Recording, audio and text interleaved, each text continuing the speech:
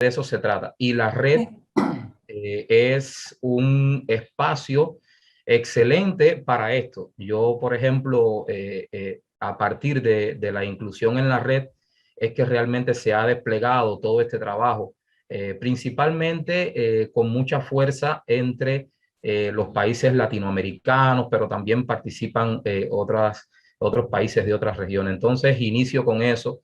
Enhorabuena, agradeciendo a la Red de Estudios sobre Educación por estas oportunidades que nos permite pues ampliar el horizonte. Hoy estamos hablando de la competencia epistémica del investigador, una teoría que ya se viene desarrollando con mucha fuerza a partir de las experiencias que se han venido desarrollando precisamente en algunos países latinoamericanos.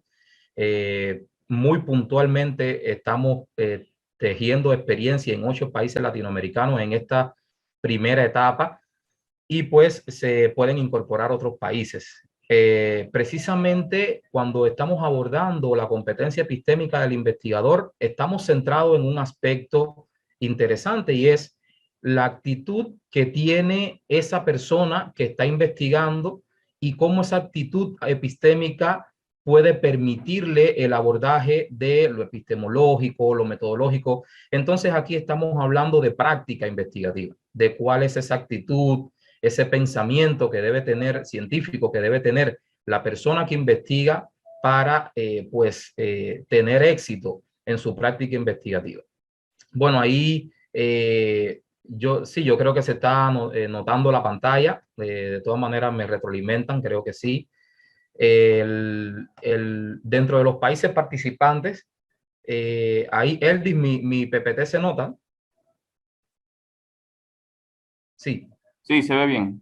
Perfecto, perfecto. Dentro de los países participantes en esta experiencia se encuentran pues estos países que tenemos en pantalla, ¿no? Entonces, de hecho, hemos enviado el link a nuestros doctorandos de cada uno de estos países, y bueno, ojalá que estén varios en la sala, ¿no?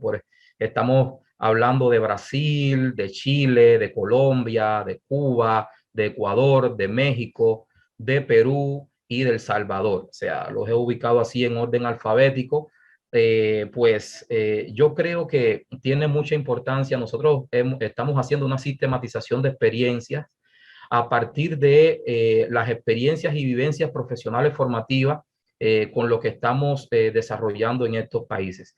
Y en cada uno de estos países tenemos ya experiencias con estudiantes de maestría y estudiantes de doctorado que nos han permitido construir y desarrollar nuestra teoría de competencia epistémica del investigador. En este sentido, no pudiera yo realizar esta conferencia breve sin antes agradecer a todos mis estudiantes de maestría y doctorado en cada uno de estos países. Y si están en sala, les llegue a todos un fuerte abrazo. Igual, si no están, también algunos están trabajando, me decían, pero bueno, esto estoy seguro que lo verán. Llegue a cada uno un fuerte abrazo y mi agradecimiento sincero. Bueno, entrando en materia, hay 2 antecedentes principales de la teoría de competencia epistémica que han sido ya publicados el año pasado, y este año es muy reciente. El año pasado pues tuvimos la dicha de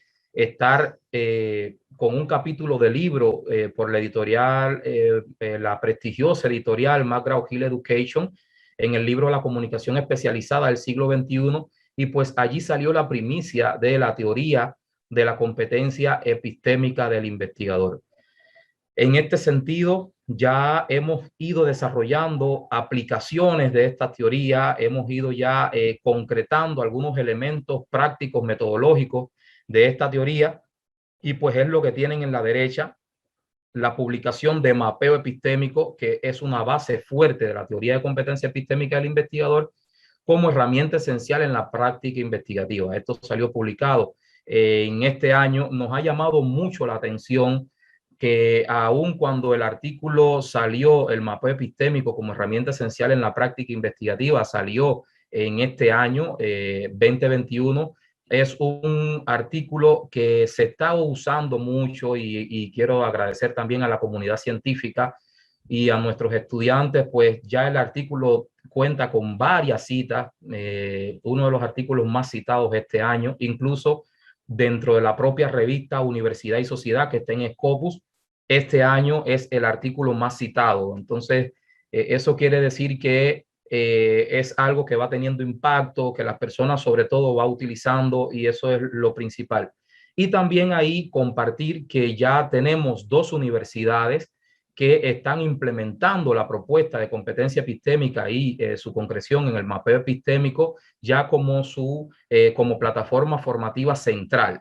Y esto es muy importante porque si bien desde nuestros estudiantes lo estamos promoviendo porque es precisamente una sistematización de lo que se va logrando, yo creo que el que vaya siendo asumido por universidades ya como propuesta formativa central, esto es interesante, ¿no? Entonces tenemos dos universidades en Perú que ya lo están asumiendo y pues ahí pues de ello va, ¿no? Nosotros estamos, la propuesta metodológica que estamos proponiendo es una propuesta metodológica basada en el paradigma dialéctico. Esto es un estudio mixto, de enfoque mixto, con un alcance explicativo y transformativo, es longitudinal. Estamos utilizando el método de sistematización de experiencia, estas técnicas que ustedes ven, y estamos dentro de los procedimientos para el análisis de la información y determinación de los resultados, pues nos estamos complementando con el Atlas TSPS y el análisis de contenido.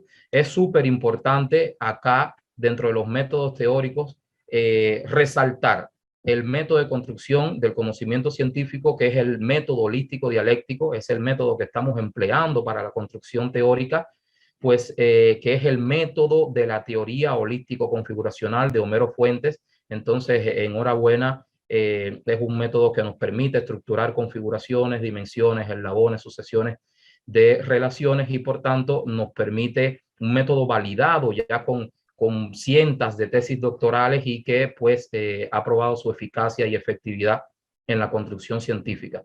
Nuestros sujetos participantes pues son los estudiantes de maestría y doctorado de 8 países latinoamericanos.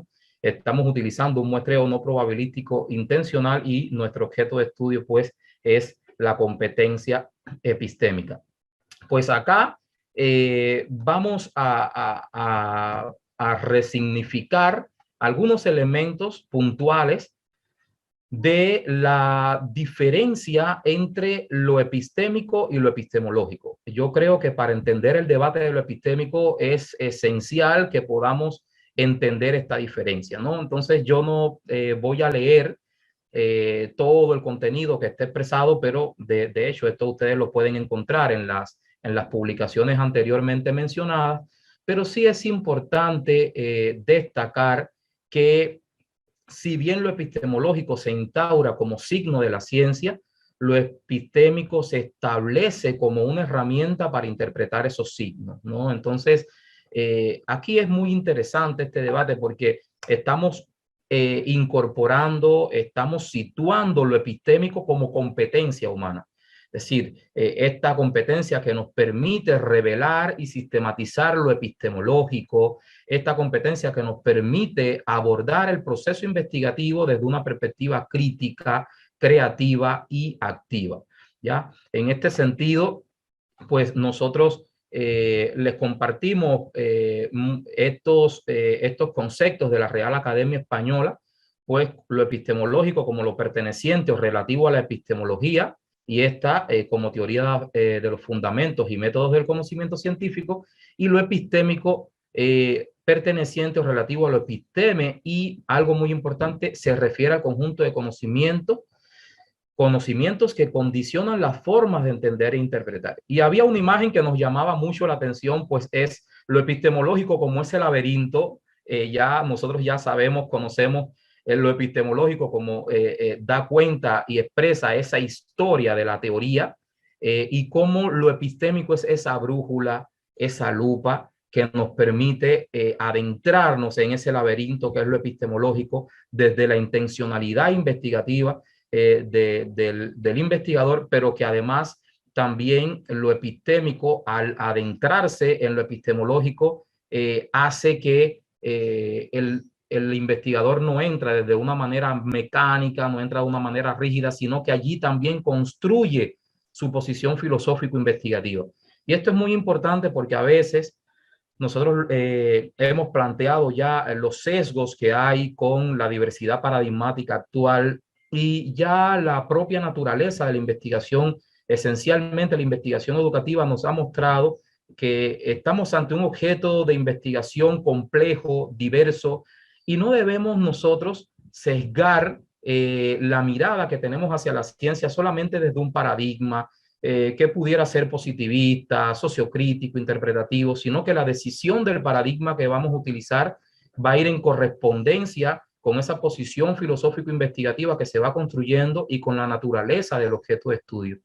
Y aquí yo llamo mucho la atención porque hemos tenido un gran debate con nuestros estudiantes. Existen contextos donde existe una formación muy fuerte cuantitativa, donde la práctica formativa previa ha sido muy centrada en aspectos positivistas y cuantitativos, y pues ha sido cada vez más un reto seguir incursionando en elementos que tienen que ver hoy con esa tendencia que es el enfoque cualitativo y más el enfoque mixto. Si nosotros nos percatamos, ya hoy las investigaciones están transitando necesariamente hacia ese enfoque mixto, pues es un enfoque que está integrando las fortalezas de lo cualitativo y de lo cuantitativo. Entonces, yo siempre, como siempre planteamos en nuestras aulas, no hay un enfoque por excelencia, no hay un paradigma por excelencia, todo depende de la naturaleza del objeto de investigación, de la intencionalidad investigativa y de la posición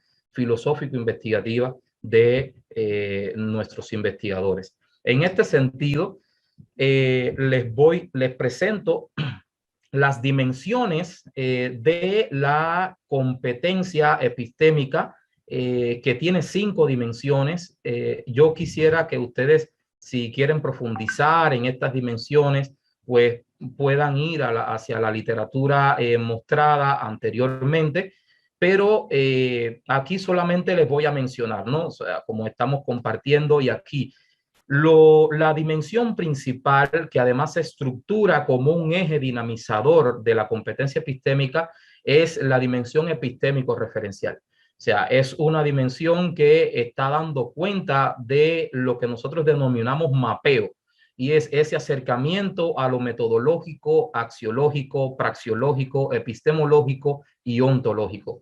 Eso tiene una relación dialéctica con una dimensión semiótica donde se construyen los sentidos y significados de la investigación, pero además donde se construye el contexto científico, que va más allá de ese entorno del investigador. Y pues ello se expresa y concreta en las dimensiones hermenéuticas, con todo el ciclo que nos propone Eneida Matos, la dimensión de mediación procedimental, donde se expresan los procedimientos epistémicos, y aquí estamos hablando del procedimiento crítico reflexivo, estamos hablando del procedimiento transferencial proactivo, estamos hablando del procedimiento resignificador. Pues aquí se filtra un micrófono. Sí. Perfecto. Y estamos hablando del procedimiento resignificador. Son procedimientos epistémicos, lo van a ver desde mi tesis doctoral en el 2015 y luego ya en las teorías actuales. Son procedimientos epistémicos que guían la práctica investigativa, incluso en la lógica del texto científico estamos situando en el énfasis que tiene en cada una de las partes del texto.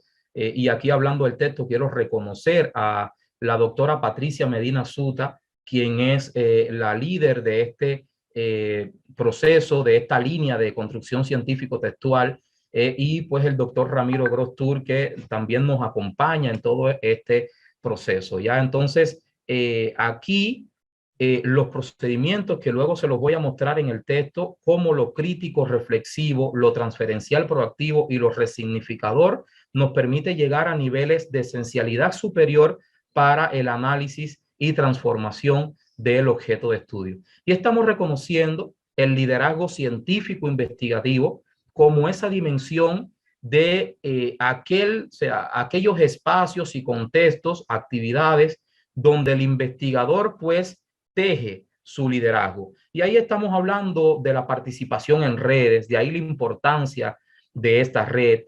Estamos hablando de las publicaciones científicas, estamos hablando de la participación en proyectos, estamos hablando de las asesorías, estamos hablando de todos esos espacios que nos permiten pues tener un liderazgo científico investigativo.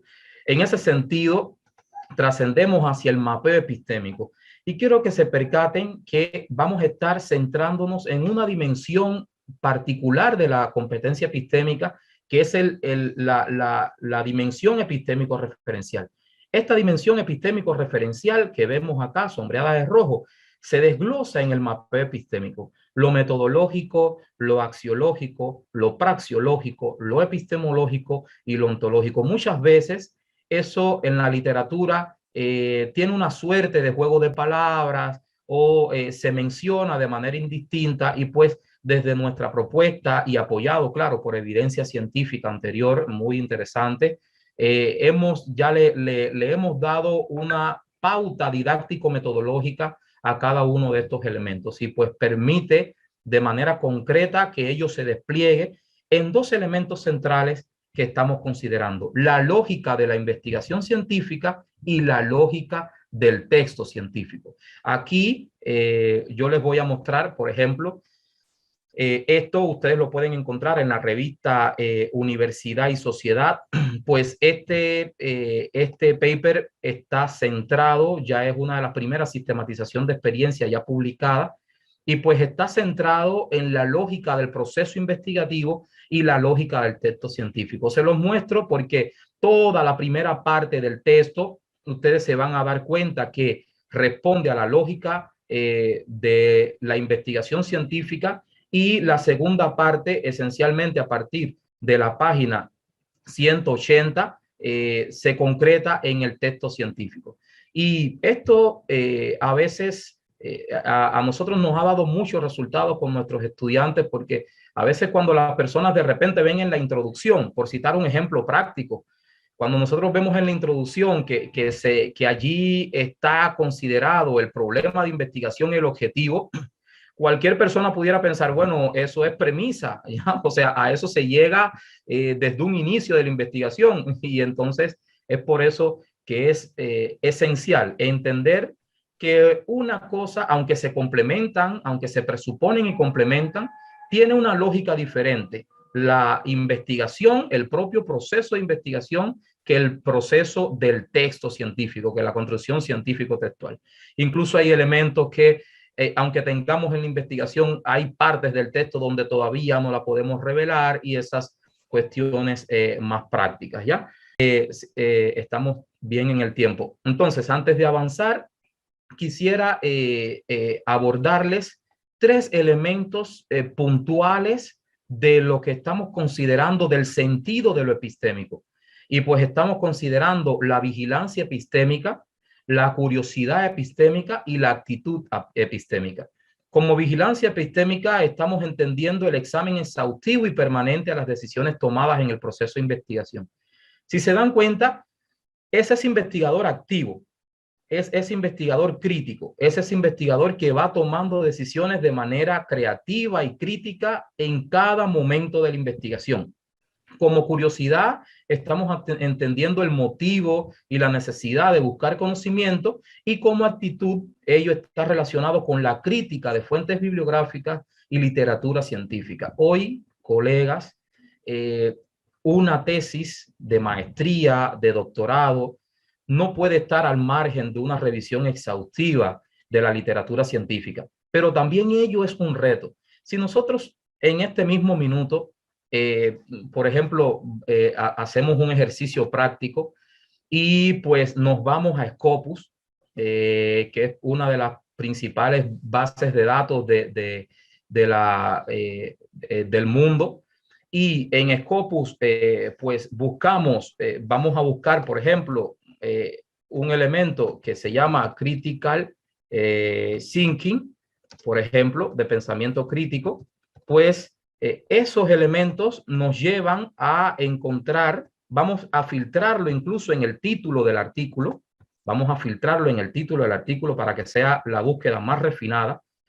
Y pues esos elementos nos llevan, miren, 5.653 resultados. Solamente en el 2021, 488. Quiere decir eso que hoy es imposible leer la cantidad de literatura científica. Por eso es tan importante la actitud epistémica del investigador, que construya criterios de selección, que empiece, que se acerque a la lectura para poder explorar tendencias, para poder explorar regularidades, para poder explorar vacíos epistemológicos y que pues pueda seleccionar de manera efectiva aquella evidencia científica que le permita un trabajo efectivo de investigación. Y otro elemento donde quiero llamar la atención, lo estamos viendo cada vez es más frecuente, pues que a nuestros estudiantes de maestría y doctorado se les diga, bueno, deben utilizar referencias en inglés. Y esto no viene dado así de la nada. Por ejemplo, estudios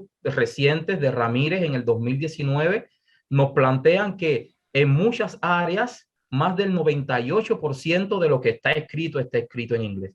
Entonces, si nosotros tenemos un 2% por hablar de una manera matemática en español y tenemos los principales Ni elementos de siquiera avanzada, están entrando pues ya.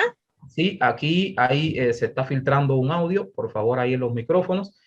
Gracias. Debemos reconocer, y vamos a hacerlo así mismo, vamos a situar en nuestras mentes esto de pensamiento crítico en inglés y vamos a ponerlo en español, ¿ya? Con la misma ecuación de búsqueda, pero en español. Nosotros hemos profundizado en esto, pues tenemos un proyecto de pensamiento crítico en la educación peruana. Y miren, 162. Cuando saquen el por ciento se van a dar cuenta que es un 2,8% de 5.600 y tantos, ¿ya? Eso nos convoca a que cada vez más tengamos que revisar paper, estudios de referencias en nuestras áreas, estudios de vanguardia que pues están escritos en inglés. Y yo siempre les digo a mis estudiantes de doctorado y de maestría, pues miren, algo que para mi cultura epistemológica yo no dejaría de leerme nunca es, por ejemplo, el autor más citado en un área. Ya, y pues ya nosotros tenemos herramientas que nos permiten conocer cuáles son las instituciones líderes, los autores líderes, y ello también nos va dando una posibilidad. No obstante, nosotros abogamos en todo momento, y ha sido una línea del trabajo en la red de estudios sobre educación, de lograr textos y de lograr, si bien sistematizamos en la sistematización del conocimiento establecido, si bien tenemos en cuenta esa historia de la teoría diversa, pues estamos conscientes de que cada vez necesitamos una fundamentación epistemológica y metodológica más auténtica de la región latinoamericana, y ha sido nuestra línea principal, cómo vamos construyendo modelos más auténticos, más autónomos y propios, y no exportar esos modelos foráneos. Pero para eso tenemos que conocer todo el escenario para poder de ahí explorar esas posibilidades. Miren, colegas, ya casi en estos minutos finales, les concreto algunos elementos que tienen que ver con la lógica del proceso de investigación y la lógica del texto científico, ¿no? Acá, pues en la lógica del proceso de investigación, les muestro algunos elementos que tienen que ver con las tareas científicas. Nosotros, incluso a mis estudiantes de la Universidad Internacional Iberoamericana, uno de los elementos que estamos promoviendo, y mis estudiantes de Perú, que bueno, en Perú es casi donde está la mayor parte de los estudiantes de doctorado, pero bueno, ya también en Cuba, ya con menos estudiantes de doctorado tenemos en Cuba, en Chile, en Ecuador, en Brasil, ya son menos, pero donde se agrupa casi la mayoría de nuestros estudiantes de maestría y doctorado, pues es en Ecuador, en Perú y en Cuba. Entonces nosotros estamos reconociendo que hay un objetivo general, transversal a todo este elemento, que se concreta en tareas científicas que ayudan al estudiante a tener un orden en su lógica de la investigación. Esto se contextualiza cada una de las investigaciones, pero sí nos ha ayudado a entender elementos de la práctica investigativa que tienen pasos previos que no pueden dejar de realizarse. Ya entonces estamos hablando de la fundamentación epistemológica y praxeológica. No puede existir un diseño y validación de un instrumento sin una fundamentación epistemológica del objeto de investigación. No puede existir un diagnóstico sin un diseño y validación de un instrumento, o al menos sin acatar un instrumento con una postura. Cori, no hables eso delante. Un micrófono de Lucy. Voy a agradecer a Lucía. Voy a agradecer a Débora. Sí, ok. Entonces, acá, y así, esto nos va dando una ruta coherente y también nos permite una consistencia teórico-metodológica, porque hace unos días estaba compartiendo en un curso de artículos, de redacción de artículos científicos, y pues las personas nos comunicaban que pues habían aplicado un instrumento de liderazgo pedagógico en ciertos sitios y ese instrumento pues se había realizado de una manera un poco espontánea, un poco improvisada, y pues hoy, tanto en la metodología cualitativa como cuantitativa como mixta, como siempre nos dice una de nuestras profesoras, no hay instrumentos sin teoría. Y la metodología, especialmente la metodología cualitativa, está llamada a ser más rigurosa, está llamada a ser más consistente y a tener un respaldo científico metodológico pertinente. De ahí que la investigación tiene que tener un sustento basado en evidencia científica para que el autor pueda hacer una integración, generalización de esa propia evidencia, ¿no? Y es así que yo siempre le digo a mis estudiantes, citando a Saussure, si nosotros en un marco teórico estamos recorriendo las teorías generales que son transversales a nuestra tesis o a nuestro texto científico, porque cuando hablo de texto científico estoy hablando de tesis, pero también estoy hablando de un artículo, pues nosotros tenemos que tener plena conciencia de cuáles son nuestras teorías sustantivas que respaldan nuestros conceptos esenciales, ¿ya? Reconociendo que una categoría, un objeto de estudio, una variable, es reconocida como un conjunto de conocimientos científicos expresados en un concepto esencial.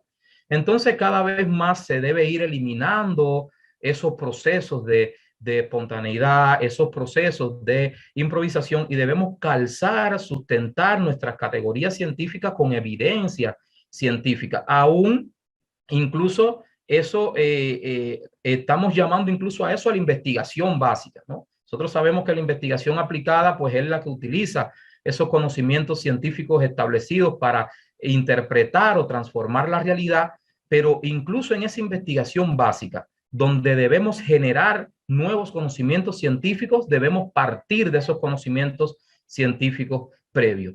Y ello, colegas, en definitiva, lo que habla es de lo que siempre nos habla Homero, de las fases de la investigación teórica. Cómo nosotros en nuestras tesis no solamente debemos ser capaces de sistematizar el conocimiento establecido, de describir qué se ha escrito sobre ello, sino de lograr una construcción hipotético-metodológica, que una construcción en el plano práctico se logra cuando yo digo, bueno, de todo esto que hay escrito, estoy asumiendo esto, estoy entendiendo esta posición filosófico-investigativa y por tanto defiendo esta posición o armo incluso esta posición, que se puede armar. Por ejemplo, muchos de mis estudiantes no se quedan conforme con los conceptos establecidos en la ciencia y pues hacen integraciones, generalizaciones basadas en evidencia científica, ¿ya? Y por último, la investigación teórica nos habla de ese sentido de la reconfiguración epistemológica.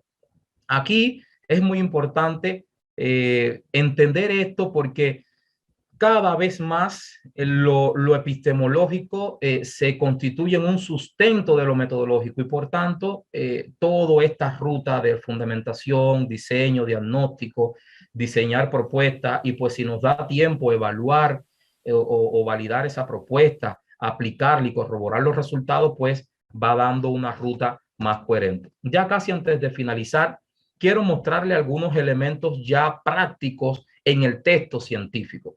Ya en estos minutos finales, unos 5 minutos finales. Entonces, ¿ello de qué va?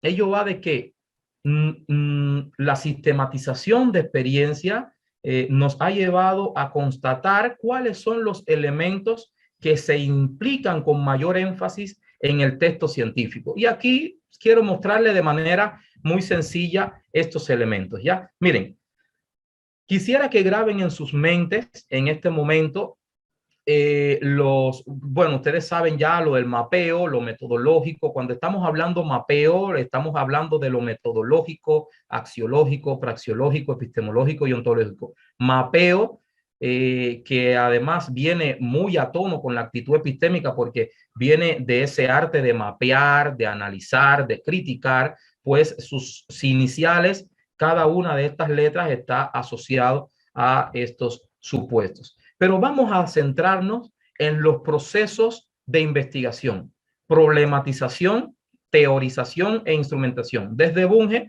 lo estamos reconociendo.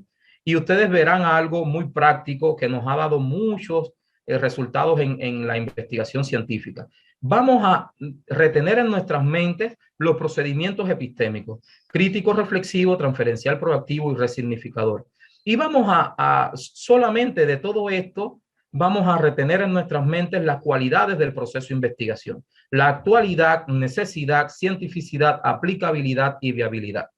Bueno, cuando nosotros vamos a la introducción del texto, estamos en la lógica del texto. Nosotros debemos ser capaces de realizar una problematización.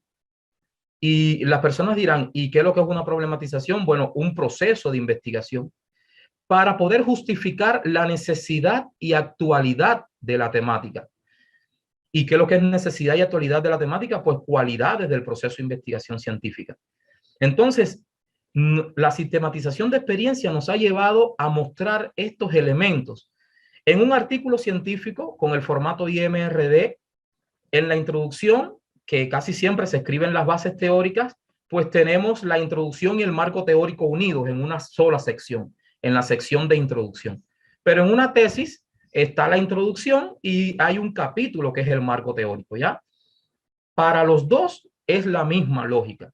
Debemos en la introducción ser capaces de realizar una problematización para justificar la necesidad y actualidad de la temática. Y es por eso que la introducción da cuenta de un análisis global, local y contextual. Y es por eso que nuestros estudiantes en la introducción están abordando marcos regulatorios internacionales, nacionales y luego contextuales. Por ejemplo, a nivel internacional tenemos el Banco Interamericano de Desarrollo, el Banco Mundial, UNESCO, UNICEF, Organización Mundial de Salud. ¿Ya? A nivel nacional, por ejemplo, en Perú se tiene el Ministerio de Educación, igual que en los otros países. En Perú, por ejemplo, está INEI, que es un Instituto Nacional de Estadística. Y bueno, a nivel contextual ya hablamos de ese diagnóstico fáctico. Y aquí quiero detenerme unos segundos. No podemos establecer, cada vez más estamos llamados a que la investigación educativa resuelva problemas educativos reales. Y nos hemos encontrado que si bien a veces hay categorías de moda, procesos de moda, y la persona de repente quiere, bueno, competencia digital docente, innovación educativa, pues ello tiene que tener esencialmente una expresión en su contexto real de investigación. Y es por eso que siempre le digo a mis estudiantes, es necesario que usted pueda develar esas manifestaciones externas, esos elementos que están ocurriendo, esos comportamientos que están ocurriendo en su contexto que dan cuenta de la necesidad de esa investigación. Pues miren, acá lo epistemológico da cuenta de qué proceso de investigación, de la teorización. Y pues habla de la cientificidad y siempre, a veces cuando nos llegan las revisiones de algunas tesis, nos damos cuenta que algunos estudiantes tienen una tendencia de colocar acá normativas, procedimientos, y estamos acá en el marco teórico, por eso se subraya, no es lo mismo la cientificidad que la necesidad y actualidad. Por eso acá, colegas, en el marco teórico ha llegado la hora de la ciencia. de contrastar evidencias científicas y por tanto de una categorización científica adecuada. Y bueno, ya terminando en el marco metodológico, pues estamos dando cuenta de la instrumentación y por tanto de la viabilidad. Y allí nosotros tenemos una propuesta que a partir de la sistematización hemos ido ponderando los elementos que más peso tienen en el marco metodológico y pues ya se está utilizando mucho. Ya les comentaba esto del mapeo epistémico, ¿ya? Y nosotros proponemos 10 elementos esenciales que debe tener todo marco metodológico para que sea consistente y siga una ruta metodológica. Estamos hablando, solamente se los voy a mencionar, del paradigma de investigación científica, del enfoque de investigación, del tipo de investigación, tipo de estudio, del alcance. Estamos hablando de los métodos que tan diversos son en la actualidad, tanto en lo cualitativo como en lo cuantitativo. Estamos hablando de las técnicas, instrumentos, de los procedimientos, de los métodos teóricos, tanto para la recopilación como para la construcción, de la población y muestra con el tipo de muestreo y de las categorías y subcategorías o también las variables y subvariables si estamos en lo cuantitativo. Pues colegas, en todo el proceso de validación nos ha llamado mucho la atención en la literatura utilizada, también en lo que están utilizando nuestros estudiantes, conceptos esenciales que desde el enfoque mixto se deben ir teniendo en cuenta para la validación de los instrumentos. Ya para finalizar, en este minuto está próximo a publicarse un manual para el investigador, pues que da cuenta de el objetivo general y de las tareas científicas como parte de la lógica de la investigación, de variantes de estudios. Hemos ido cruzando nuestras tesis, más de 100 tesis de maestría y de doctorado hemos ido cruzando y hemos revelado 3 variantes de estudios principales. El tiempo no da para mostrarla, pero sí pudiera hablarles de algunos elementos puntuales. Estamos reconociendo una variante de estudio donde se aborda una sola categoría o variable y claro, eso tiene una implicación directa en la fundamentación epistemológica y en el diagnóstico, pues solamente se reconocería esto. Estamos hablando de una variante tipo 2, donde las categorías o variables se comportan como categoría herramienta y categoría meta. Pues acá yo creo que lo tengo bien localizado para ustedes mostrarlo, porque vista hace fe. Bueno, estamos hablando de esta variante 1, como ven en pantalla. Estamos hablando de esta variante 2, donde se comportan como categoría herramienta y categoría meta. Y estamos hablando de una variante 3, donde hay 2 o más categorías o variables relacionadas entre sí. Entonces, aquí el diagnóstico debe ser a las 2 categorías o variables o a más, ¿no?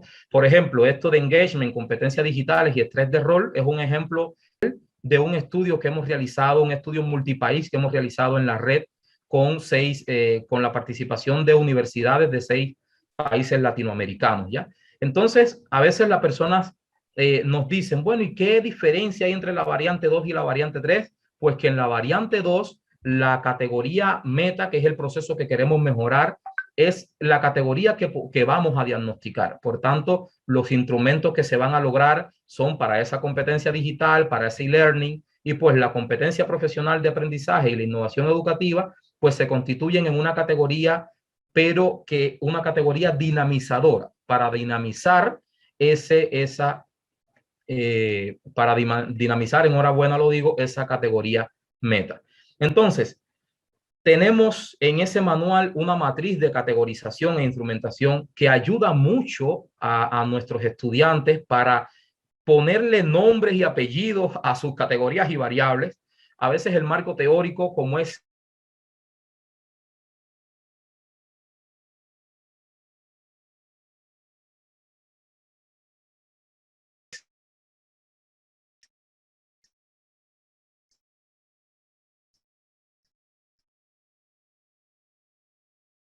más extenso de su postura filosófica investigativa y cuando acompañamos la realización de esa acción, los estudiantes ya le ponen nombre y apellido. Y bueno, ya para finalizar, también tenemos pautas didáctico-metodológicas para la modelación teórica, y pues tenemos también la sistematización de aportes teóricos y prácticos y las rúbricas para evaluar la calidad del texto científico. Todo esto va a estar a disposición